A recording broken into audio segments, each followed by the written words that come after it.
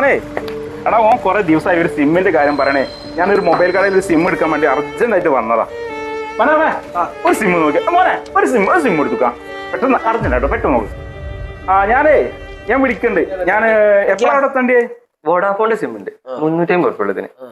പിന്നെ ഇത് ജിയോന്റെ സിം ഉണ്ട്, ഇതിന് 350. ഇതിനെന്താ നെറ്റ് എങ്ങനെ?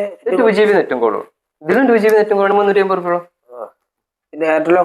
എയർടെൽ ഉണ്ട് 350 നെറ്റും കോളും, 2GB നെറ്റും കോളും 350. വേറെ ഓഫറുള്ളതൊന്നുമില്ല? ഓഫറിലുണ്ട്, അത് എടുക്കണോ? ഞെട്ടോ, അവര് അടിപൊളി ഞെട്ടിച്ചൊരു സിം ഉണ്ട്, എടുക്കണോ? ഞെട്ടിക്കലോ? ഏതാ സിമ്മോ? സിമ്മുണ്ട്, സിമ്മിന് ഞെട്ടിക്കലുണ്ടോ? ഞെട്ടിച്ച സിമ്മുണ്ട്. ഏതാ? BSNL. ഇത് കണ്ടെങ്കിൽ ഞെട്ടും, എന്തായാലും ഞെട്ടും. അടിപൊളി സിം, ഞെട്ടിച്ചോ. ഓക്കെ, ഞാൻ ഇത് കഴിഞ്ഞിട്ട് ഞാൻ വിളിക്കാം.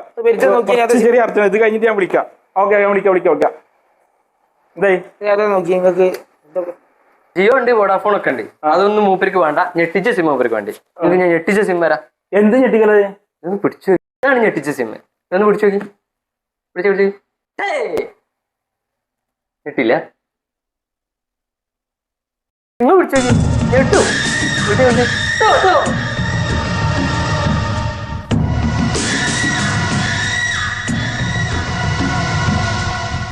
സിമ്മാണോ ചേച്ചി? ഓനെ കൊറേ